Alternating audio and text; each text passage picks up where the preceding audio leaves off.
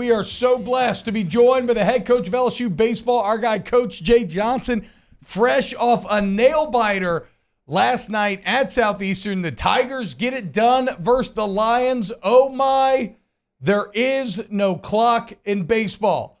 Coach, what's going on, man? How are we feeling this morning after the win? I like it. You're reciting our deal right there. You're paying attention, T-Bob. No clock in baseball. Well, it's funny because it's like, well, yeah, it's obvious, but it is one of those deals where you don't always appreciate it's one of the kind of unique traits of the game and how much the fun situations that it can create. I want to get to you. I want to get to the traits that you think last night speaks to, because we opened the show talking about it, where I think as a defending national champion, as a team made up of players that had such high recruiting profiles, I think it would have been, and after such a solid weekend in Houston, I think it would have been all too easy to say, you know what, there was some good tonight, but it just wasn't our night. And you let the game go, and Southeastern gets their win, and then you move on. But this team didn't do that. They battled till the literal last pitch and found a way to get it done.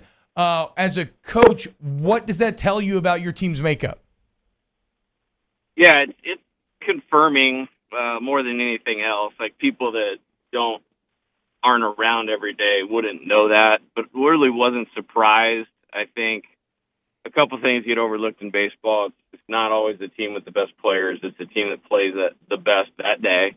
Mm-hmm. And, for a better part of the game, Southeastern played better. And it's a good team, and it's a competitive team, and a team that is going to win a lot of games. And that game will prove very valuable, in the RPI for us. But, that's the surface level stuff. The depth of it is, really good teams find a way to win when they don't play their best. Really good teams find a way when the coach doesn't set up the schedule very well, and makes you go on the road after going on the road. You overcome those kinds of things. And I had concerns about that, but I also think it's good to test your team, with things that are a little bit difficult. And I didn't think we were very comfortable, through the game, but they found a way to win. And I think it's a testament to their toughness. I definitely think it's a testament to the depth of our team. Our bullpen bent a little bit, but it didn't break. I mean, if that ends up 4-1 in the ninth inning, it's probably a different deal. But we were able to leave that runner at third base, leave two guys on base. We get to 2 outs and 2 strikes, and Mac Bingham, who's played 1 billion college baseball games, comes back and draws a walk.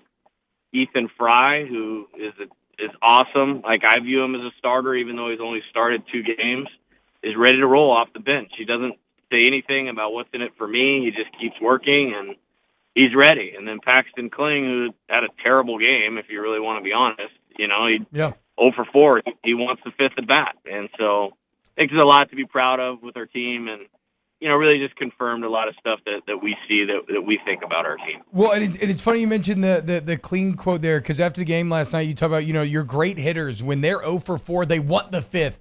And what I've been wanting to ask you is that an inherent trait, or is that something learned? Like, can you coach that into somebody, or do they just kind of have to have that moxie? Well, speaking of Paxton, he's a great athlete, and he's got more tools than anybody on our team to be a great player. But I think we're seeing him become a great player, and I'm super proud of that.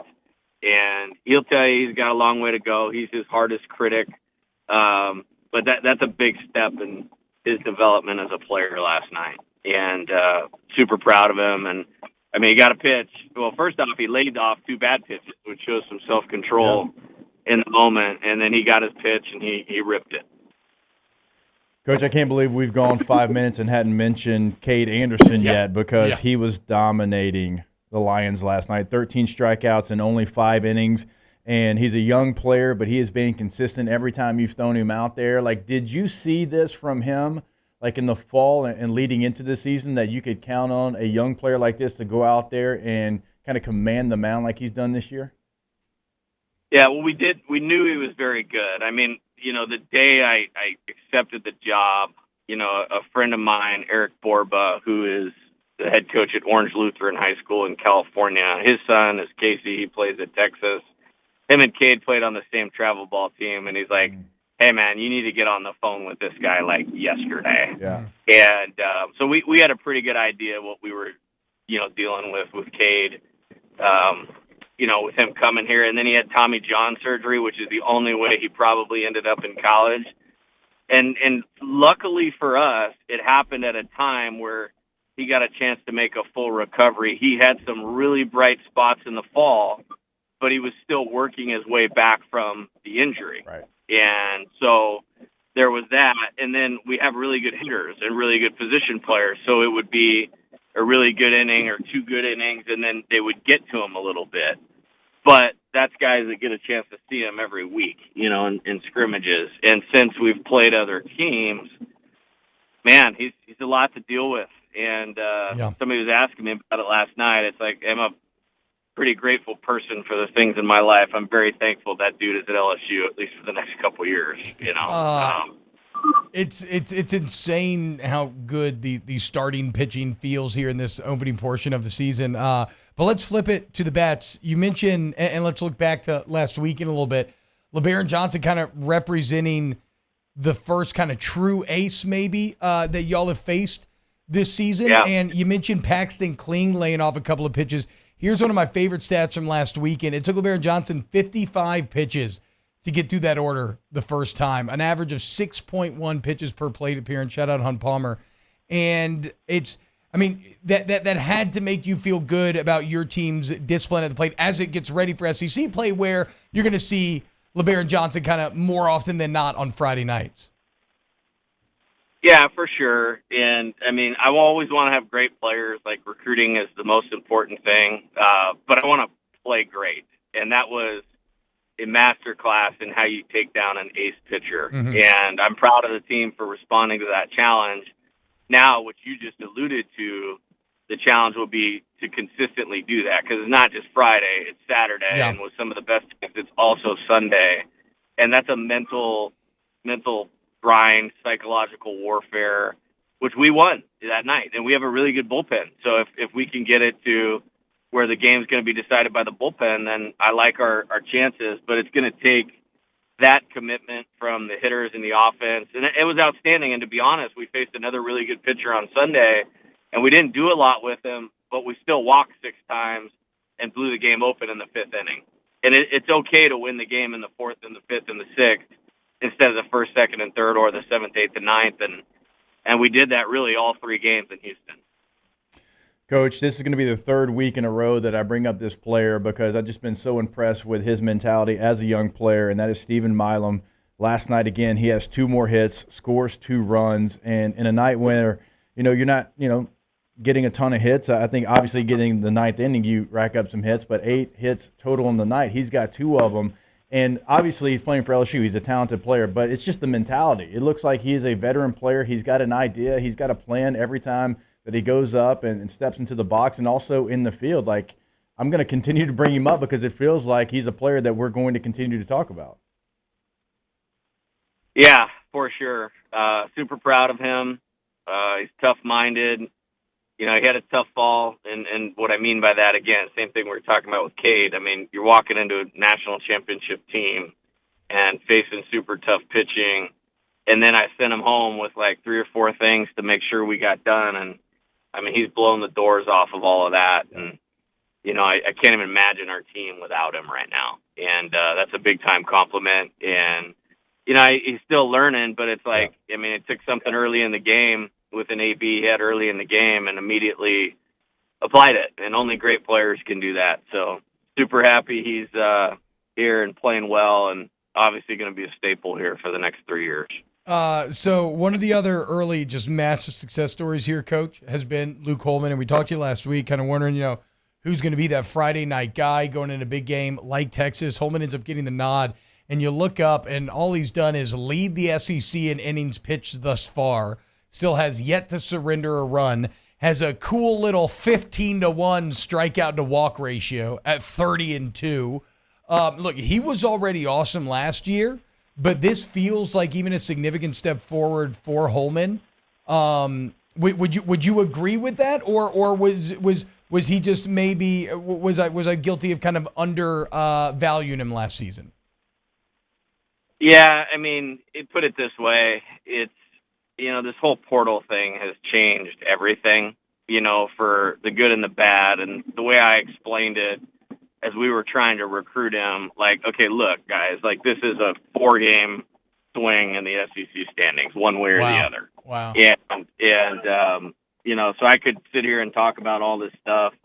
That's how valuable I think he is. And T-Bob, you really outlined a lot of the reasons why. I mean, as far as strikes and those types of things. And I've told this before, like when we were preparing to play them, he did not pitch against us. But last year's team, there wasn't too many guys that had me a little bit like, man, this guy could be a problem for a little bit. Like I felt that way about Josh Hartle from Wake Forest. I felt that way about Rhett Lauder. I mean, Luke was a guy I felt that way about.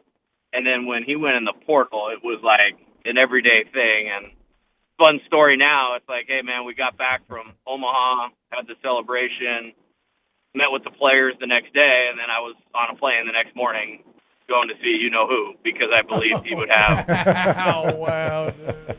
I believed he would have this type of impact. And the best part about it is he's an awesome human being. Like this, he's so quiet and so unassuming. Like, people haven't really talked about him. He's got this huge, like, outgoing personality, doesn't need or want any attention, just shows up, and it's 15 strikeouts to 1 walk, and that's Luke. It's been a ton of fun to watch, too. I mean, so many players on this team, Coach, and the mentality just looks like it's in the right spot and total command of the mound. And also, like another player, like Gage Jump. We talked about him a couple of weeks ago with you, and you're ramping up, and he's getting more pitches. I mean, he's been dominant out there as well. And the plan looks like it's working so far. Like, hey, here's how many pitches you're going to throw. Here's how long you're going to stay in the game. And like even in high leverage situations, he just feels like a player that hasn't been in a lot of those situations, just continues to thrive in those moments. Yeah, super talented, only going to get better as the season goes along with more experience. I think, like I was just mentioning with Luke, he flew under the radar a little bit because he missed last season because of an injury. Mm-hmm. But it was the same kind of thing. Like, once this dude is going in the portal, like, we need this guy. Yeah. And luckily, I had some history with him and his family. Recruited his brother unsuccessfully, like 2 or 3 times, unsuccessfully. Recruited Gage to Arizona. So that helped, and he's got a chance to be pretty good. And it's exciting. I think he feels good and ready to go now, and it's his time. So, for him, all he has to do is stay on the mound, and he's going to really benefit from that from the pro side. And for us, obviously, it changes our team when he's out there. Coach, I can't thank you enough for joining us every week here on Off the Bench. It's one of my favorite parts of the week. Congrats on the big win last night. Now a weekend at home, and then SEC play right around the corner. I'm getting goosebumps. I can't wait. Thank you, Coach. All right, guys. Have a great day. Yes, Thanks, sir. Coach. You have a great day as well.